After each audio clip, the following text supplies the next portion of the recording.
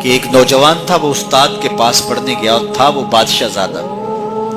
تو استاد نے جب یہ حدیث سنائی نا کہ من سمت نجا، جو خاموش ہو گیا وہ نجات پا گیا، تو شہزادہ خاموش ہو گیا.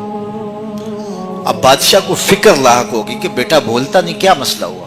حکماء کو بلایا، کسی نے کہا اس کو جو ہے وہ یہ دیا جائے، کسی کو کہا یہ دیا جائے، کسی نے کہا یہ دیا جائے. ایک حکیم نے کہا اس کو سیر کو بھیجا جائے. تو خادم روزانہ سیر کے لیے لے کر کے اس کو جایا کرتا تھا. ایک دن اس نے دیکھا کہ ایک درخت ہے جس کی گھنی شاخوں میں جانور بیٹھے ہیں. ایک شکاری تیر کمان لے کر کے گزر رہا تھا. اس نے غور سے شاخوں کو دیکھا، اسے کچھ دکھائی نہیں دیا، گزر گیا. ابھی گزرا ہی تھا کہ بیٹھی ہوئی فاختہ بول پڑی.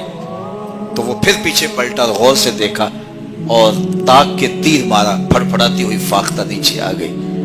تو اس کی زبان سے بے ساختہ نکلا، صدقت یا رسول اللہ، اے پیارے رسول آپ نے سچ کہا ہے. نہ بولتی تو نہ ماری جاتی، خاموشی میں نجات ہے. بادشاہ روز رپورٹ لیا کرتا تھا کہ بیٹے نے کچھ بات تو نہیں کی. آج بتایا خادم نے کہ یوں یوں ماجرا ہوا ہے. بادشاہ سمجھ گیا کہ یہ تو قصداً خاموش ہوا ہوا ہے. تو اس نے جلاد کو بلایا، کہا ذرا اس کو آج الٹا لٹکاؤ نا. تو جلاد نے الٹا لٹکا کے جب اس کو کوڑا مارا نا تو پھر چیخا، کہا صدقت یا رسول اللہ صلی اللہ علیہ وسلم، یا رسول اللہ آپ نے سچ کہا. فاختہ بولی وہ ماری گئی، میں بولا میں مارا گئی. خاموشی اختیار کریں گے، جہاں بہت ضروری ہو وہاں بولیں گے. زبان کی آفتوں سے بچ جائیں گے تو بہت سارے گناہوں سے بچ جائیں گے. اس کی آفات سب سے زیادہ ہے، سب سے زیادہ گناہ زبان کی وجہ سے.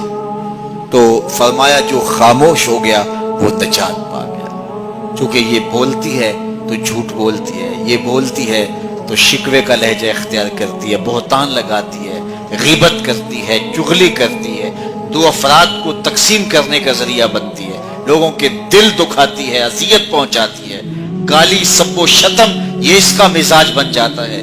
تو اس لیے زبان سے جب بولیں تو خوبصورت بات بولیں یا پھر خاموش رہیں. تو خاموشی نجات دیتی ہے، جو خاموش رہا وہ نجات پا گیا.